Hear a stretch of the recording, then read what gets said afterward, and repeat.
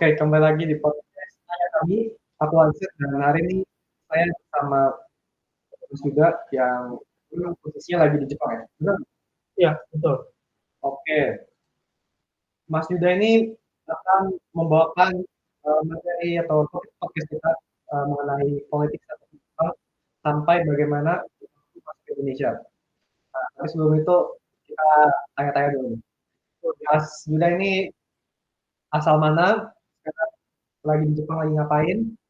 Dan um, kalau misalnya kegiatannya apa aja? Jadi untuk saya sendiri, saya sebenarnya itu asli Indonesia, saya tinggal di Balikpapan. Saya pergi ke Jepang itu untuk studi tentang sejarah Indonesia, tapi dari PWP atau dari catatan-catatan di arsip dinasti Jepang. Oke, Mas, mau tanya nih satu. Boleh, boleh. Mas ini kalau boleh tahu Jepang ini sekarang cuacanya gimana? Kebetulan ini bulan Januari ya, jadi kalau bulan Januari di Jepang itu kebetulan lagi panas. Kalau makanan favoritnya di sana apa? Kalau saya sendiri makanan favorit ya sushi ya, biasa. Oh, Ya. oke oke. Kita masuk ke materi topik kita. Topiknya. Pertama aku mau nanya nih tentang politik Toku atau kalau nggak salah namanya apa ya bagian dari isolasi Jepang Ya, gitu ya. akhir Jepang, dari isolasi Jepang. oh ya ya.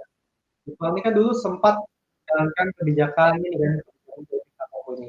Hmm. Boleh dijelasin dikit nggak apa sih politik Toku itu dan gimana sih? Jadi ya betul, Jepang itu pernah menerapkan politik isolasi atau politik sakuku internasional.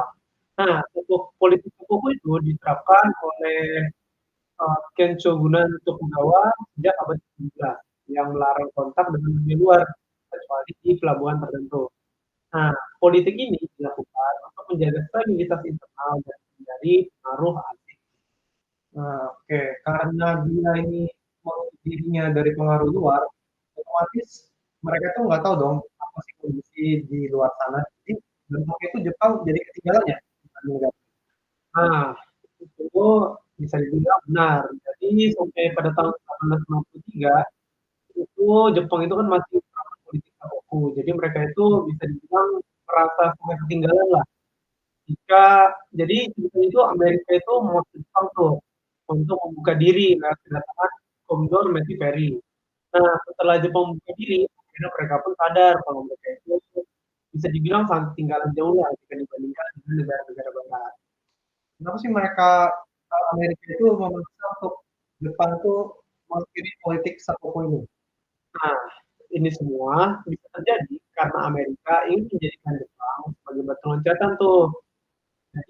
Jadi Amerika itu kan sebenarnya kan mau mencari daya alam ya ke Cina. Nah, sebelum ke Cina nggak bisa dong Amerika kayak langsung terus ke Cina.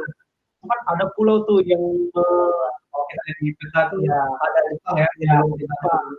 Nah, jadi sebelum Cina Amerika itu telepon dulu dong akhirnya gimana sih supaya bisa mereka bisa ke Jepang ya otomatis ya harus mengakhiri politik sapu. Oke. Setelah Sakoku atau isolasi ini selesai, Jepang ini melakukan restorasi. Iya, Nah, betul. apa sih perubahan yang paling penting pada masa restorasi ini? Nah, sebelum itu kita harus tahu dulu restorasi itu dimulainya kapan sih? Nah, restorasi Meiji ini dimulai pada tahun 1868. Restorasi Meiji itu sebenarnya intinya itu sesimpel menghapus sistem feodalisme. Jadi Jepang itu mulai membangun tuh pemerintahan modern, pemerintahan militer, dan meninggi Barat ya. Kalau dari POV-nya Jepang, Barat itu sudah sangat maju lah. Karena mereka juga selain mengembangkan dari sisi militer, mereka itu juga mengembangkan industri dan infrastruktur. Nah, oke. Dari restorasi ini, Jepang juga mengirimkan pelajar ya ke luar negeri ya. Iya dong, pasti. Mereka itu dikirim untuk belajar di negara-negara barat, terutama di benua Eropa, untuk mempercepat proses modernisasi mereka di berbagai sektor, terutama militer, industri, dan infrastruktur. Nah, setelah mereka modernisasi tadi, Jepang kan mulai berekspansi nih. Kapan sih betul. Jepang itu mulai menjadi negara yang imperialis gitu? Nah, jadi dari literasi yang saya baca, Jepang itu memulai ekspansif itu setelah menang perang Sino-Jepang, itu sekitar tahun 1894 sampai 1895. Kemudian mereka juga menangkan perang Rusia-Jepang pada tahun 1904 dan 1905. Nah, dari situ mereka mulai tuh ekspansi, mulai dari menguasai Taiwan, Korea, dan Manchuria. Oke, kenapa sih Jepang tuh begitu agresif? Nah, Jepang itu bisa dibilang agresif itu karena berbagai faktor. Salah satunya itu salah satu faktor yang sangat penting itu mereka butuh sumber daya alam untuk mendukung industri dan militernya. Nah, hal ini tuh yang akhirnya kalau kita tahu Jepang akhirnya menjajah Indonesia itu buat mendapatkan sumber daya alam. Nah, Indonesia ini memang terkenal kekayaan sumber daya alam. Betul dong.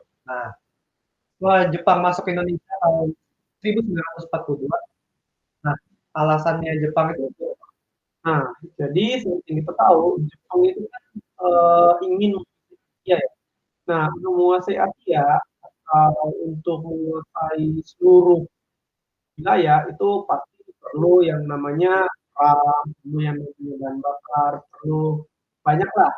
Nah, untuk itu mereka datang ke Indonesia sebagai saudara tua, walaupun kenyataannya penjajahan mereka itu lebih keras dari Belanda. Jadi itu mereka ke Indonesia itu mau jalan, tapi nggak mau rugi banyak gitu deh. oh ya, kita kan tahu kalau misalnya kalau pernah bilang kalau misalnya Jepang ini menjajah Indonesia itu walaupun sebentar, tapi katanya menyengsarakan orang Indonesia. Iya, sangat menyengsarakan dong.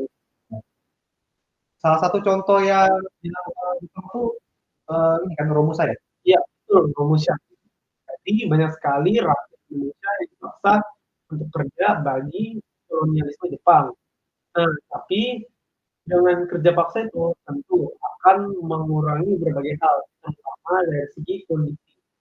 Tapi di sisi lain, Jepang juga membuka ruang bagi nasionalis Indonesia yang akhirnya membantu Indonesia untuk merdeka pada tahun 1945. Hmm. Jadi perjalanan Jepang dari negara tertutup atau Sakukuta hingga menjadi kekuatan itu benar-benar luar biasa ya. Kalau menurut saya sendiri itu sangat luar biasa. Nah, dari ini pun kita bisa menjadikan ini sebagai pelajaran bahwa modernisasi bisa membawa kemajuan, tapi juga bisa digunakan untuk ekspansi, baik dalam ekspansi yang positif maupun ekspansi yang dari segi negatif. Oke, terima kasih Mas Yuda untuk sebagai narasumber untuk podcast kita pada hari ini. Aku Hansen dan ini Mas Yuda. Sampai jumpa di episode berikutnya. Oke, dadah.